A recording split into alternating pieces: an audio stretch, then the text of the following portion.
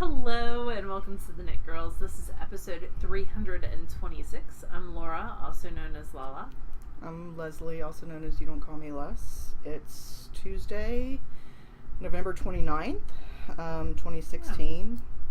Yeah. We're at the end of November already. I cannot believe it. November just flew. Well, it seems like every month has flown by. Yeah.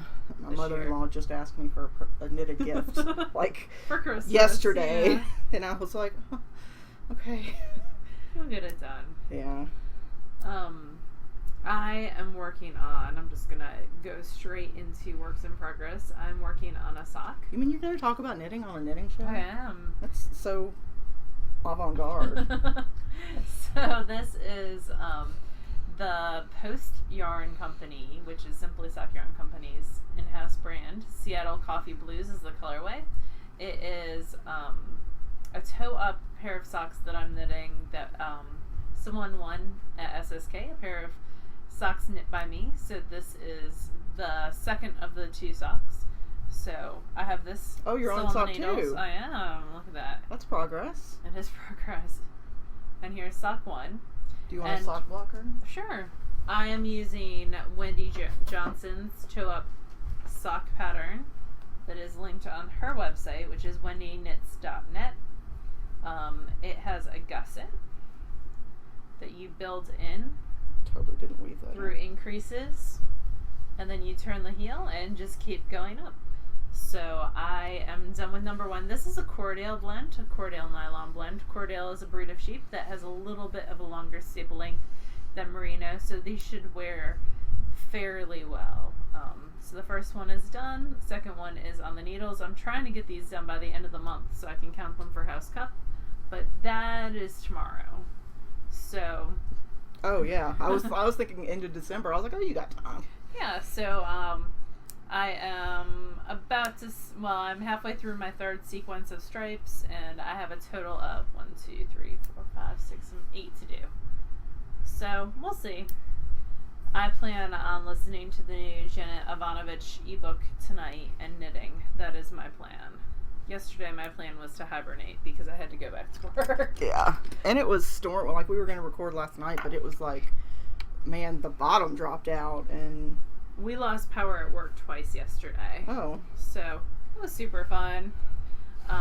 The other thing that I am working on is a foolproof. Foolproof is a cowl that's knit in a really interesting way. It's one of those brilliant Martina Bem style, but it's not by Martina. Right, but I mean the configuration is sort of. You're right. I shouldn't have said it because the people associate it with her, but just a really interesting construction. Yeah, I haven't seen a Martina Bem pattern like this, but I could be totally wrong. So you start off and you knit like the top of a shawl, like Lala Simple Shawls knit, and then you just put half the stitches on a holder and work on the bias, which is what I'm doing right now. And when I get this to a length that I think is long enough, I have my little doohickey to mark the right side for me, my movable stitch marker. Once that gets around 10 inches from there, that's going to put it at 30 inches total length out from that middle down. So are you going to Kitchener? And then you do the other side, and then, no, you don't Kitchener. There's some magic that happens. I'm not that far yet. I don't believe that. It is. It's total magic happens. There's no Kitchenering, supposedly. Huh. So. I shall be curious to see I know. So this is the type of pattern which I really, really like, and I feel like you get a really good value on because you can knit it with any weight of yarn and using any needles to any size, like, width that you want. So if I wanted to make this wider, I would have just kept increasing out my shawl section. I did around 7 inches width because that's what I like. This is for me. Oh. I'm pretty sure it's for me. Selfish knitting. I know. Well, it is a bat that I had spun from Joanna Springs, and I've not kept anything that I've spun and knit out of her stuff yet. So I think this might be, and it's gray. The little pops of yellow and pink, I don't know, but this would be definitely, there's pink down there. This would be a good, for sure, gift knitting projects. And I have my holder is some fancy 12-inch circulars that I use for a baby hat. that happened to be right there. Yeah, that I hadn't put away yet. So, and I don't know what size needle I'm even using because I just picked one at random that I was like, yeah, that looks about right for that yarn. So, whatever. I think it's around a 4. As long as you're happy with the density, then yeah, you're doing it right. I am. This is the hand spun what it looks like in the skein still. I cannot. And it's one of those things where you weigh it and you use half if you want, but I want mine to be around 60. I think around 60 inches long around. So I'll do 30 and 30, and that should get me to where I need to be. I started knitting this when Leslie came over for to watch the Gilmore Girls things, and we're not going to spoil that for anyone. Totally worth watching though. Yeah, really, really good if you're a Gilmore Girls fan. And then, which both of us really, really are. I watched it the first time around, and then I got Leslie hooked on it a couple years ago. And I've watched the entire thing through 3 times. Oh, really? Yep. I stopped actually after season 6 because the main producers had left the show. And Yeah, was it was worried. like a husband and wife team, Yep. and they got divorced, and Well, I think there were contract negotiations going on too at that point because it switched channels. It went from that was when like WB merged with whoever else, and became whatever else. But anyway, hand spun, and I'm just gonna go, and it is in my festive Erin Lane bag. So super cute bag. Part of the ones that I won at DFW last year. yeah, the year-long club, right? Yeah, and that club has sign-ups going on right now, and Jinx is doing at least one of them. Yeah, So so I'm like, ooh, maybe, but I'm being good and not doing that club right now. Mainly because I have a lot of bags. you really do. I do. So those are the 2 things that I'm currently working on. What are you currently working on? I'm looking for those teeny tiny hats I already did. And they're in here somewhere, but I don't know where. I'm very organized that way. I bet you they're in a bag somewhere. They're in a project bag. I remember seeing them in a project bag. That really doesn't narrow it down a lot. I think they're in one of these bins. I'll have to look later. I am working on a toe-up sock with a difference, and that is by Wendy Johnson as well. Oh, cool. And this one, I haven't even tried it on to see if it fits. If it doesn't fit me, it'll fit somebody. So, I can't. You put that under my chair. I did put it under your chair because I was done with it and I didn't need it And I don't anymore. have long monkey arms. Like, I can't even sit with my feet flat. My feet are, I'm on my tiptoes. That's how short I am. Really? Yes. Aw. We're in standard level chairs. Yes. This also happens in public restrooms. I have to be on my tiptoes. I'm that short. This is a toe-up sock with a difference. I've never had that problem ever in my life. That does not surprise me. You are tall and I am not. This is a toe-up sock with a difference. It is knit from the toe up, clearly.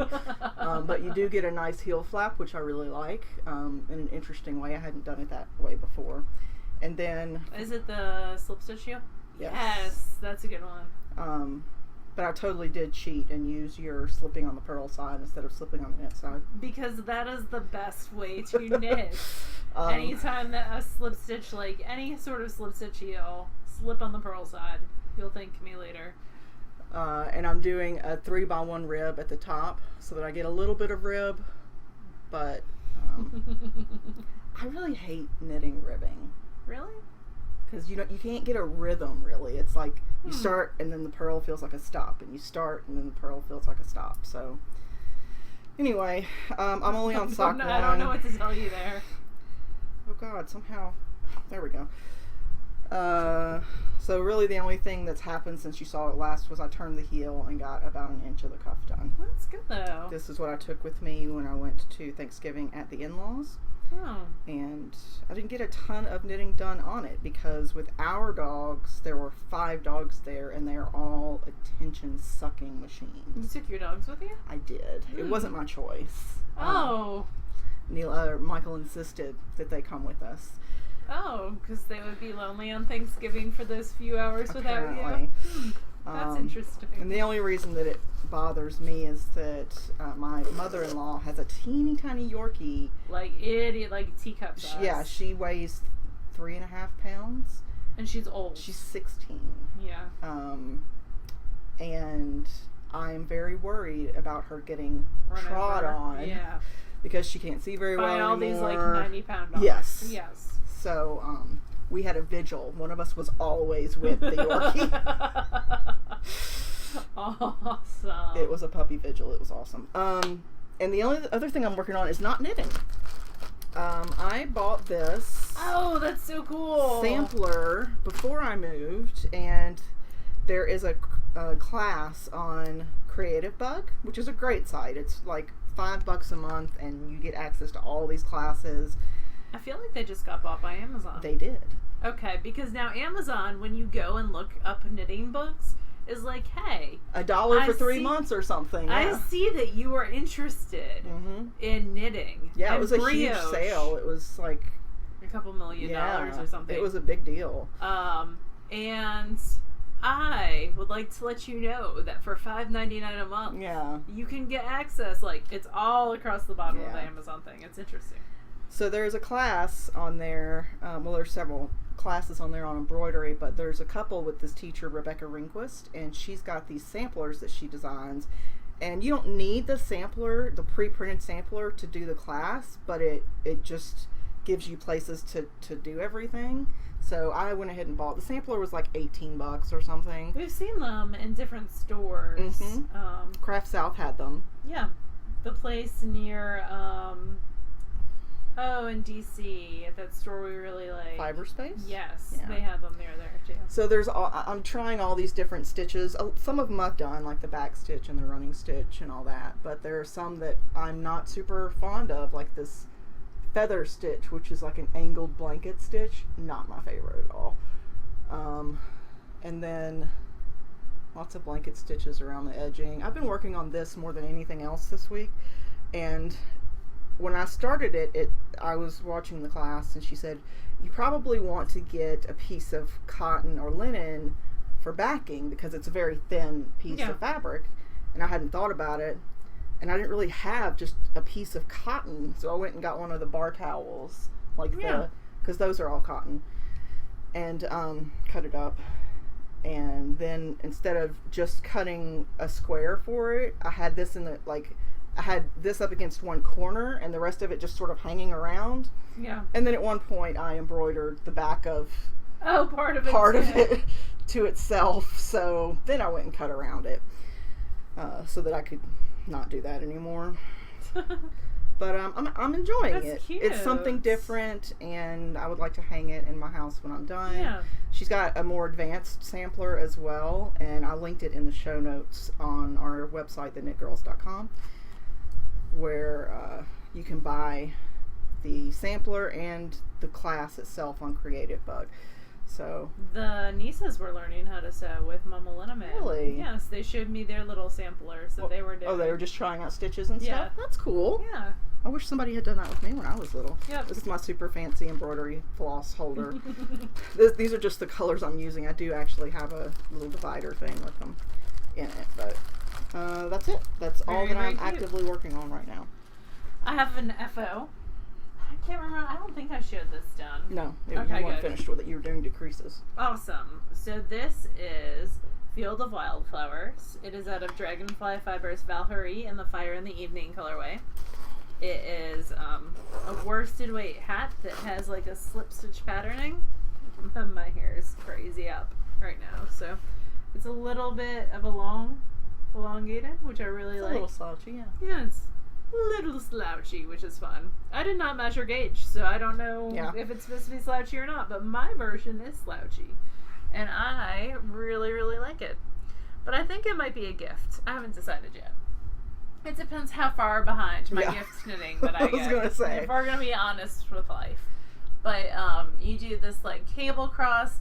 I talked about it more extensively on last week's show, and including showing how I just kind of let the stitches hang out and not use a cable needle for this pattern, which I am a big fan of cable needles. So I'm not.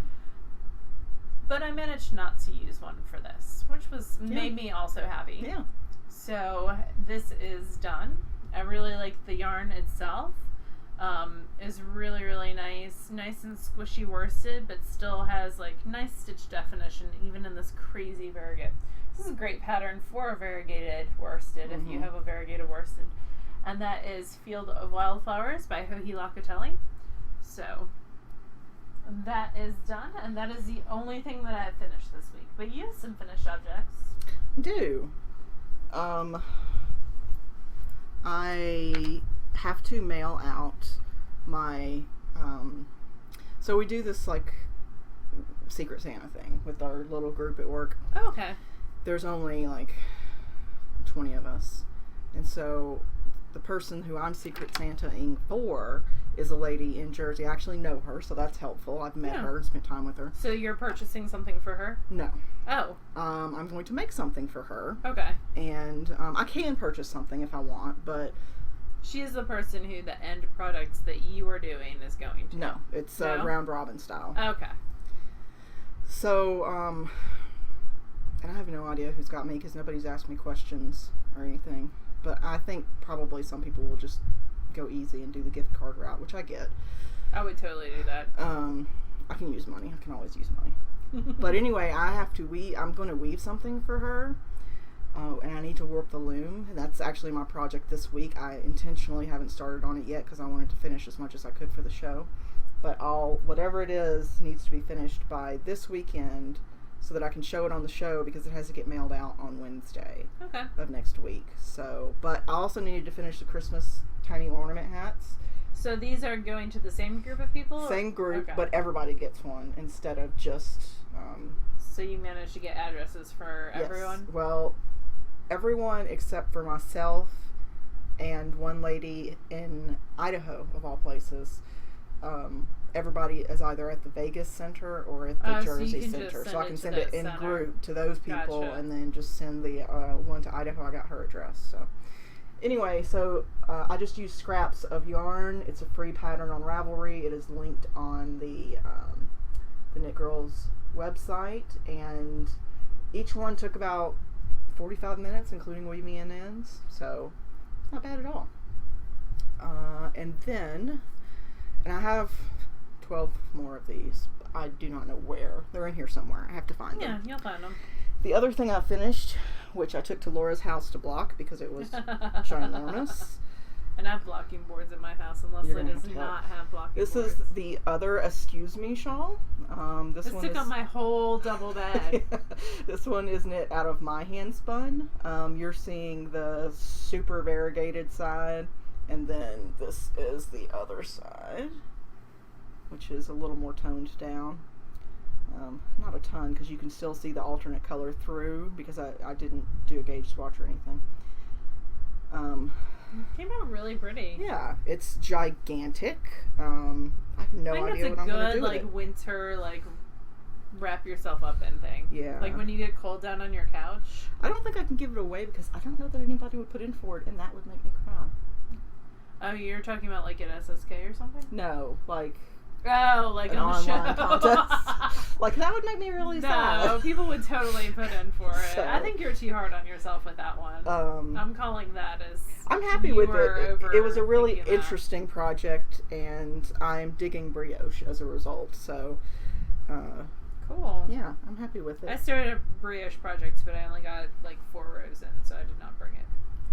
But I will work on it this week. You totally chomped off like way more initially than I did. Laura did like this 2-color crazy decreases and increased. No, one of our viewers gifted that to me because she's going to start it as her first brioche project, and she was kind enough to gift it to me. So I bought the brioche class with Nancy Merchant on Craftsy. I also ordered her 2 books. And yeah, so I did the cast on, and like I've kind of got the flow for it now with the 2-color. The 2-color is interesting. I think I like the 2-color. I haven't decided. I'm literally like 4 rows in. 2-color makes it easier for you to figure out what row you're on. Yeah, I could see that. Because that was a problem for me when I first did that original brioche hat, which my sister-in-law, or soon-to-be sister-in-law, totally yoinked when I took it over to Thanksgiving. I took a bunch of hand knits over to Thanksgiving dinner, and with my sister-in-law and my mother-in-law, those are the only other ladies that were there, and just let them go through it and pick what they wanted. And that brioche hat was the top seller, let me tell you. That's good though. I say seller, I didn't actually purchase it. Madtosh, that black and pink. Oh yeah, I know what you're talking about. I can't remember what color it was called, but it's in the show notes. So Madtosh is always a hot ticket item. Yeah.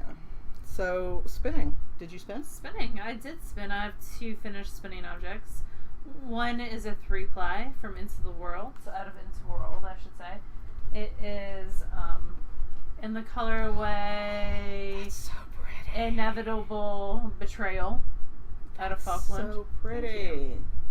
I have one loop. And it's so much thicker than what you usually do. Yeah, look at that. I was trying to spin bulky. I did not. Usually I use 3 ties, and I did not use 3 ties on this one. And I'm kind of regretting. There we go. I was kind of regretting it, but I got it. That's really pretty. So it's a 3-ply. I spun it on the Ladybug. I spun it with my largest whirl, so I would add the least amount of twist that I possibly humanly could. I think they need a special whirl just for you. Yeah, and then I could buy the jumbo whirl. Actually, I might do that. I might buy the larger size whirl that they sell. The slow whirl is what they call it, to use. And then it was plied on my Hanson? Yes, really quickly while Pearl was taking a nap. It's like having a baby. You have to work around their schedule. Yeah, and so it's a 3-ply. I just divided it into, I took the braid and went like that with it and divided it into 3 sections, which had repeating color segments. Yeah, it's that one strand that's driving me nuts. Where did you come from? I don't know. Oh, stop messing it up. It's so pretty. Anyway, there's one strand that's like, it didn't get, I don't know what happened with it, but it's only 100 and some yards, so like 110 yards, so it won't be hard to wind. I'll just come across that one random strand when I do. It's so pretty. And then I started with the same color, like, so I started with the orange and purple of each of those divisions, and it kind of came out a little bit like fractally. As it hit, like, the colors are all different. Yeah. There's no point where they all line up with the same color family. In some cases, there's 2 of one color, but then that third is a different. Yep, and that's very rare, too. So, it's fun. I can't remember where Inevitable Betrayal came from, though. Like, Curse Your Inevitable Betrayal. It's from Firefly. Okay. Driving me crazy. Where Walsh is playing with the dinosaurs on the... Yes, okay.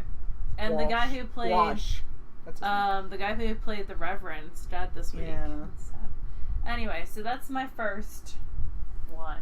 It's really pretty. Thank you. And then my second one is also a 3-ply, but this is a chain ply. It is a bat from Atomic Blue. Wow, you really spun that quick. When did you get it? No. This is a different one. Oh. I was gonna say, I didn't even know it had come in yet. What Leslie's referring to is I got this back in May, and when I started spinning it, I was like, yeah, I'm going on her website and I'm ordering some more bats for us before I talk about it on the podcast, and they're all gone. So this is by Atomic Blue. It was a rainbow colored bat, so it went from white to a purple and then blue. It went through the Roy G. Biv. Yeah, the Roy G. Biv from a white. And it is around 175 yards of a chain ply. Out of how many ounces? 3.2. 3.2? Yeah, something like that. So it's like a DK-ish sport. But it's going to gradiate as it goes That would be really cool to pair with a solid of some sort. Like a gray? In a shawl. Like in that Waiting for Rain shawl by what's-her-face? Oh, Sylvia Bobo. And then where the color is, you could have... I just made up that name, I think. It's Sylvia Bobilvia, I think. Okay. Where the lace is, you could have that pop of color. Oh, that would be cool. It's definitely not enough anywhere close to that. But yeah. I don't know what I'm going to do with it, but I do have this cool tag that I can put around it. so I can remember stuff. And it was a BFL Targhee nylon bamboo Angelina. So it did have some slickness from that bamboo for sure. I felt the bamboo more when I was spinning it in like the white section than anything else. And that is what I have spun right now. I have some batlings from Hobbledehoy on the Shocked Reefs. This was also spun on the Shocked Reefs. I did not do long draw though because I knew that I was going to chain play it, and I wanted a nice firm single to chain ply. I feel like long draw when you got all that mixed fiber might not work great as well. I don't know. Could be. I long drawn the last. Well, I've long drawn wool pierogi bats before that have had like a huge mix of fiber. I don't know. It depends on how well it's blended. This was blended very, very well. There weren't like huge locks sticking out or anything like that. So it was a well blended bat. So I am going to do some Hobbledehoy batlings. I have 4.8 ounces. I bought 2 sets and I think they were like 2.4 each. So they're very, very pink. I'm going to spin those next.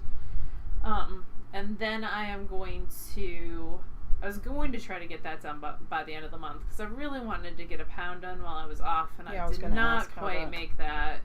But that's okay. What did you end up spending? Like how much? So total 2, 4,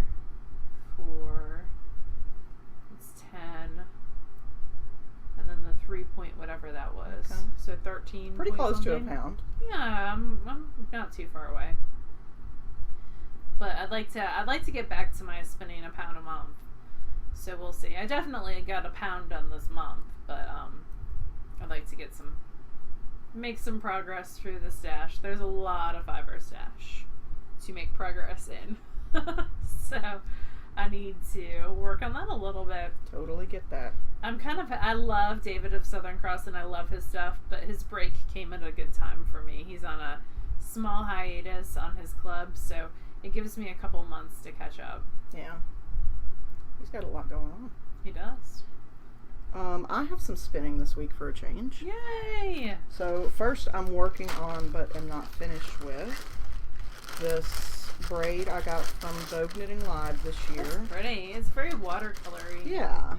It's narwhal needlework, and it is VFL mix that is called Wild Creek, and it's all these, let's see if I can open it. It's very subtle, like an eggplant that goes to a blue, to a gold. Yeah.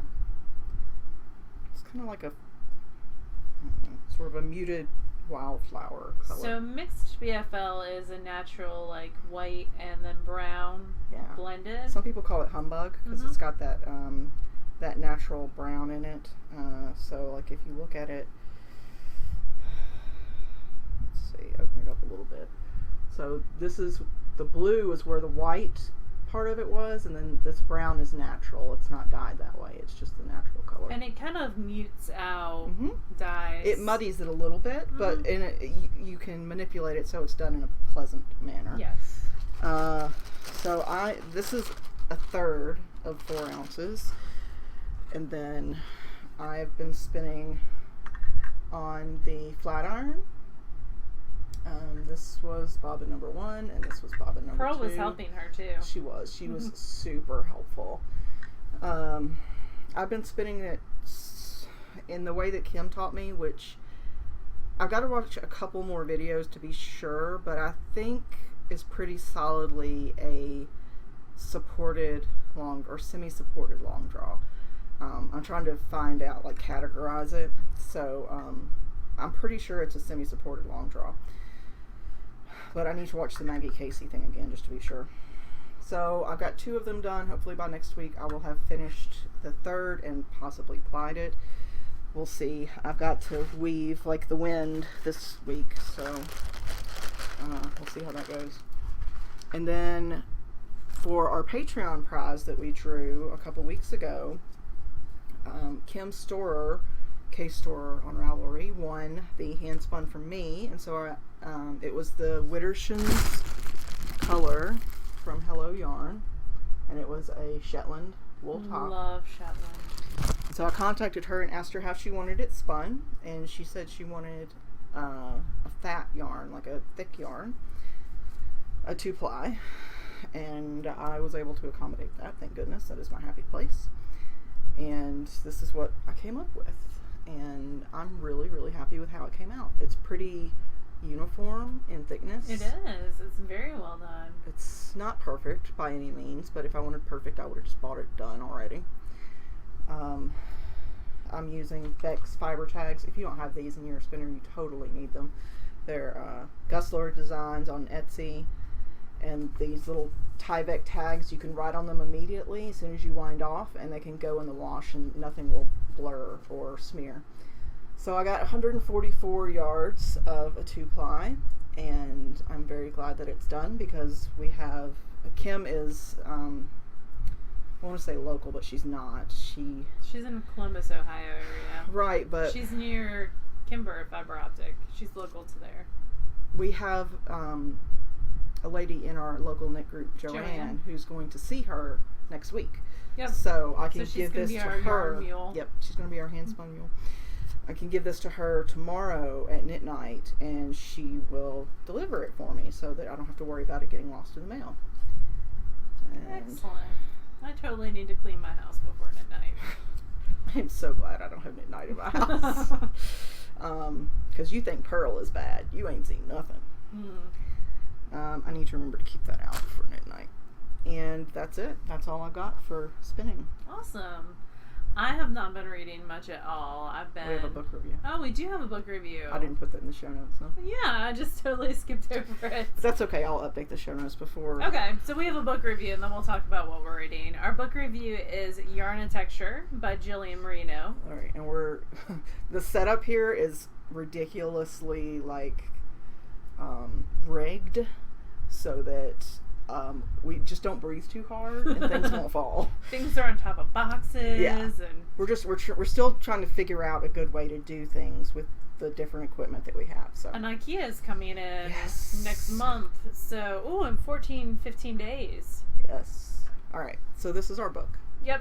Yarn and Texture. Do you want to go through? Sure. It's a little blurrier than I would like, and I apologize for that, but at the same time, that's good because that means you can't steal the secret sauce as we page through. Oh no, it'll be fun. So this is a knitter's guide to building exactly the yarn you want. It's by Jillian Moreno. It includes 12 original designer patterns. It retails for $30. And what I really like about this book, this is a must-buy for me if you are a spinner looking to knit your hand spun. Especially if you're a new spinner, because she really talks to you in sort of a calm and helpful and non-judgy tone in this book, which I appreciate.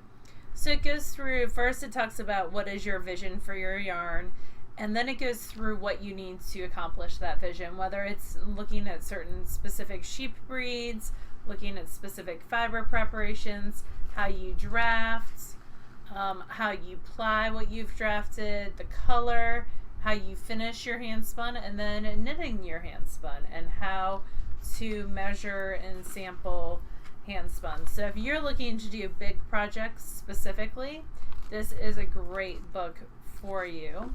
There's Jillian right there. And one of the things that I really like are these pages that she does where it has like one braid and then she's spun it all different ways. So this was one single braid that's into the world. Pretty sure I have that fiber in my stash. And from the top to the bottom, this is a fractal spun 2-ply that's chain plied, and you can see how chain ply gives you the striping. C is plied as it came. D is flipped 2-ply, so you start with one side of this braid and then you start with the opposite side and those two come together. And then there's singles, so no plying whatsoever right down there. Are you shielding me from the light? I am trying to keep the light from bouncing too much. So there's also how to read schematics later on. But the very first thing is, why are you spinning? What are you trying to accomplish by spinning this? And it goes through how to keep track of things, keeping your yarn vision on track. Then we go through sheep breeds. The sheep breeds section is pretty small. It is just a brief overview. If you're looking for more detailed information, I highly recommend the Deb Robeson books specifically, or Deb Robeson I think is the most. I would say the Fleece and Fiber Source book is the most comprehensive. So it goes into a little bit of different breeds and types of fiber, but not a ton. Then it goes into preparation. So when spinners look at how the actual fiber comes, a lot of times it'll come with all the fibers aligned in one direction, or it'll come where all the fibers are kind of jumbled. And these are different ways that fiber comes. And then talking about how we spin different preparations of fiber. Then there's drafting, which is sort of a building block of spinning, because if you can't master this, it's really difficult to get the yarn that you want. And she goes into the different styles of drafting, whether it's worsted or then, and even the joins for worsted, and then woolen, and how both of those work. And then when you draft against the types, so bats are typically considered a woolen prep, but if you want to draft those worsted like I did for the thing that I just finished, what that does to your fibers. And then she talks about ply back and drafting consistently. And then we go on to the plying section. Plying, I love this picture specifically. What is ply? What does it do? Why should you ply? And there is samples plied in all different manners, so you can see exactly what happens when you ply using this way or this way. So for example, on this, there's a finished 2-ply, spun from singles, originally spun to be used as singles, which means there was less twist added to the singles, and unfinished singles spun to remain singles. C is, this is the unfinished singles meant to be left as singles. No, these were meant to be plied and then plied. Reading is fundamental. Yeah, she does a lot of experimentation in this book as far as what happens if I do this, which is really cool because it saves me from having to do it. Yeah, there's this really cool section about, like, this is what 2-ply works really well for, and this is what 3-ply works really well for, and a bunch of sampling, which I really appreciate, and it shows you visually what happens, which you don't see in many books, and how to chain ply, and how to Andean ply, and stuff like that. After applying, let's see if I can flip, we get into color, and how dyers dye, and what color, what happens on different breeds of fibers. So these are 3 different breeds, Cordale, Wensleydale, and BFL, and how they all take that dye just a little bit differently. So there's a lot of cool things in regards to that. She also talks about how drafting, or what we would consider pre-drafting, attenuating your wool before you spin, and how that affects the depth of color, because it does affect the depth of color in your hand spun, which I never realized until a class with Maggie Casey. But yeah, there are also, she goes into finishing. So this is how a yarn looks unfinished versus steamed, centrifugal forest, waxed, soaked, snapped, folds, and menaced. I didn't even realize there were this many ways to finish your yarn. So, and then we get into knitting with your hand spun, and how you measure your hand spun, reps per inch, all those types of things, using a yarn balance, which we're going to do a tutorial on. Are you? I said, are you? Because that's all Leslie's. Twist and knitting style and how that affects it. And then we get into the patterns. So there are 12 patterns using the hand spun yarn. This is one of my favorites. This is the Sweet Omega Mobius. It was designed by Lynn Vogel. It is a huge Mobius style wrap that requires DK weight singles and around 12 ounces of DK weight singles. This was spun out of Three Waters Farm, who has lovely stuff. She tempts me so. And then what I really like about these patterns are they are big project patterns. It's not just 4 ounce braids. Right. Yeah. So this is the Maya cardigan. This is by Kirsten Kapoor. Really, really pretty lace detailing. It says from a 33 up to a 48. And some beauty shots, which are always nice. And it's very, I love the thought that went into these patterns because they're not so detailed that you're going to completely lose them in a non-solid yarn. They're just enough to catch the eye. Yep, and everything has schematics. Then there's a shawl, the Jillian shawl, designed by Romy Hill, which is gorgeous, and that was out of Hilltop Cloud. He's a British dyer, and that was 580 yards, 8 ounces, 8.7 ounces. Really, really pretty. Very well charted. Nice, clear, large charts. Then we do have a pair of socks.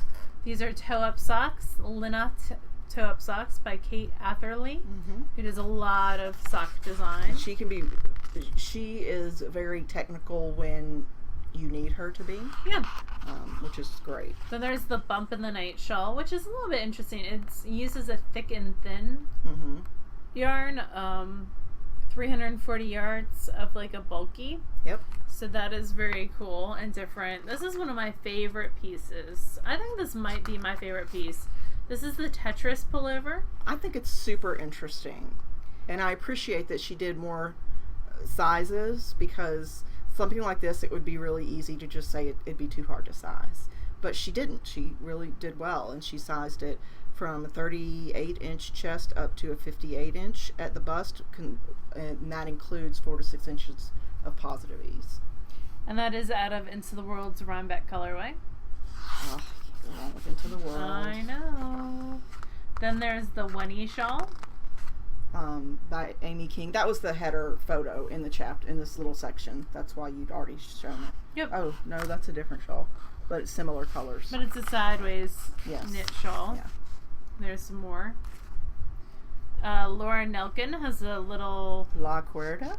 Yeah, a little necklace that uses a yak merino blend, which is really pretty. A good way to use up little bits of very expensive or more expensive fiber. And it's got beads in the I-cord, and that's really clever. Like, I've never done that.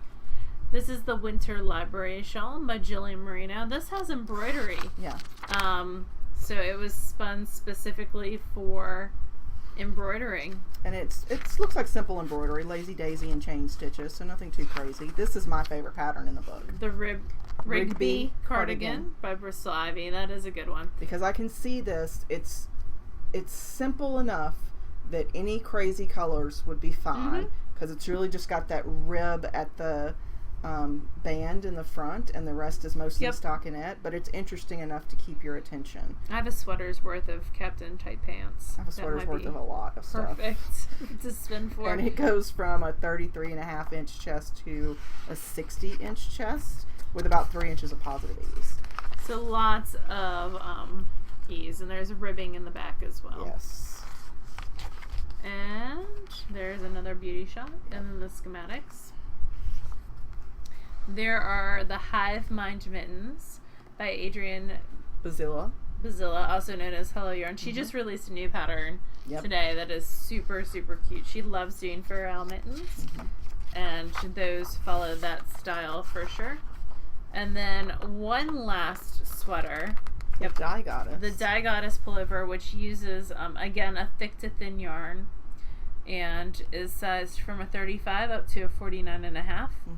So it's spun thick and thin on purpose, and it really shows, it's simple enough that you can really, with that yarn, you can see the yarn structure on the side, which I really appreciate as well. Yeah. It gives it that kind of textured look, which is really, really cool.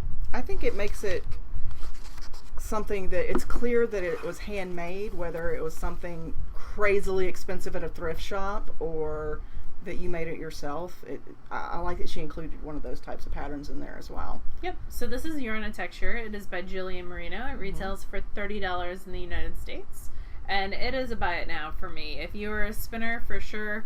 If you, even if you are just a knitter who likes the patterns, it has those elements, those 12 patterns in there as well that you can use commercial yarn for. Yep. So definitely a buy it now for me. I've not read it all this week, so that's all you. Oh my God. I know. Have you been sick? No. I've just Because then you would read more, actually. Yeah, I've just been doing stuff. Well, I've read a lot and listened to a lot. I finished The Bird and the Sword, which I had started a couple of weeks ago, but then sometimes if a book isn't, like, fluffy enough, I take a break from it and then come back to it. Yeah. 'Cause sometimes I just need fluffy when it's, I like, see that. midnight. I just need to go to sleep and turn my brain off. Yep. That's not the time for those, like, ambitious books. Right. Yeah.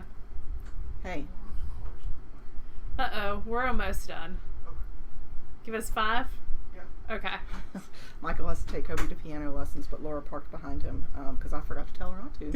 That's on me. But it gives us motivation to finish this. So I am listening to Flowers for Algernon. Oh, yeah. Which I know you recommended a while back. And it I was, don't know that I recommended that. But well, yeah. you mentioned that you'd read it, maybe. I went to a play, actually, Oh, years ago. God.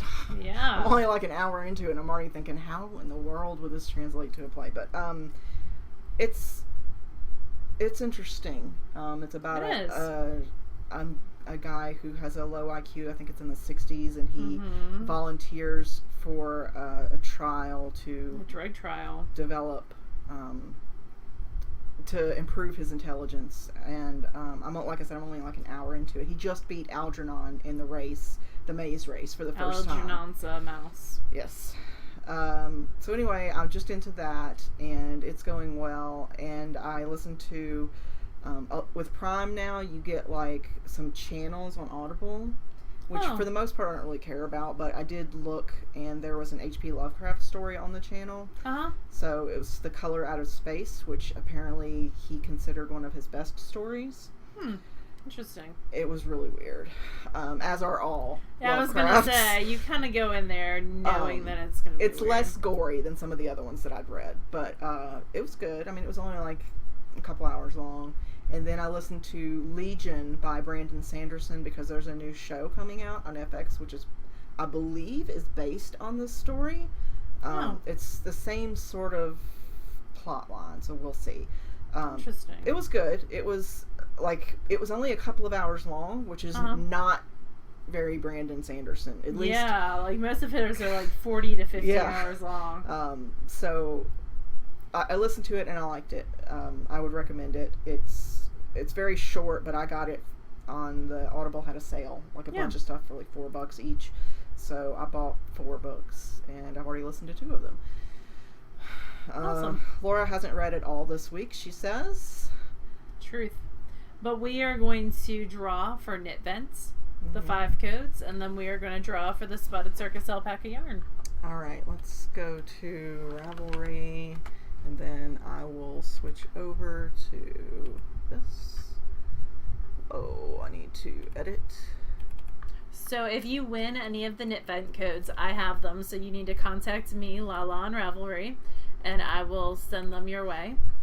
And if you win the Spotted Circus Alpaca Yarn, you should contact Leslie, because she will ship it out to you. And she is youdon'tcallmeless@gmail.com. Yep. Okay. Let me make this a little bit bigger. That did not affect that at all. Awesome. There you go. Alright, so we're going to go into the Spotted Circus Yarn giveaway, and I have not read it all yet. So. And that is for this skein right here. And let me lock the thread. And it is a fingering weight sock yarn that's self-striping. It is an alpaca, wool, bamboo, and nylon blend in the black unicorn mane colorway. It does around 10 rows of the black and 10 rows of rainbow. Alright, and we're choosing between numbers 1 and 178. 2 and 178. 2 and 178. Oh, that's what I wrote, but it's not what I It's not what you said. You can't see that on here for some reason. Sorry, sometimes this thing just acts however it wants to act, and it does not cooperate with me at all. There we go. Let's just delete that one and make this one bigger. All right, 2 and 178, and we'll generate the number, and it is 102, which should be on the 5th page. And that is Dr. Astronaut. Awesome. So Dr. Astronaut, contact Leslie, you don't call me Les, at gmail.com, and she will ship this off to you. Yep. And now we'll pull for the knit bit codes. Yep. Let's go down here. It's locked. It's right there. Oh. I locked it yesterday. Okay. So this one is between 2 and 286, and we're going to pull how many? 5? Yes. You can always I look know, at but okay. I like to double check. You're not the boss of me. Oh, I can go to integer generator. That's what I want. It'll pull all 5 numbers at once. Perfect. So we want 5 numbers between 2 and 278, and format it in single column. All right, get numbers. So 112. 112, 180. So that's going to start at page 5, not page 4. So any of these people, contact Laura. She will get you codes. Yep. So Mrs. Flick, who loves to make shawls for her mother-in-law and hats for her father-in-law. And then we're going to go to page 7, because I think was it 180? That would be page 8. 180. So that's page 8. And then 206 might be the next page. Oh, I already went too far. Trichathon, who likes to knit hats for presents. They're quick, and everyone loves getting one. That is a fact. Yep. I always love getting one. I always love knitting hats, too. 208, you said the next one was? 208 is Clever Chalk. So socks were the winner for her. Oh no, 206. I'm a liar. We will gift her that one ourselves, since we totally lied. 206 and then 252. Whoops, that is not what I want. So I totally 206 just broke my yarn. Oh no. Is Jane Says Knit, and she says socks and shawls are great go-to gifts. That is also a fact. We have some smart folks that watch our show. I know. 252 is Christine Susan, and she enjoys knitting double loop cowls and Malabrigo Rios. Ooh. 10 so far. Wow. That's a lot. That's dedication, man. And then 266 is our final number, and that goes to Spinning Ferret. Socks. Socks. There you go. She's very verbose excited about her answer. Socks. That's a good answer, though. Yeah. All right, so that is going to be it for this week. Next week, we'll talk about what to get a knitter for the holidays, maybe. Okay. A little bit. That sounds good. Reminder, if you won things. the indie gift along, PM Laura. Yes. Lala on Ravelry if you won the Not the Circus indie yarn. the knit fence. Yes, not indie that gift thing. along. The digital thing. The digital thing, get with Laura. The Spotted Circus, get with me. Yep. On my email account. And that's it. My friend has to move her car so that my son can go to piano. So y'all have a great week, and we will talk to you next weekend. Bye, y'all. Bye, y'all.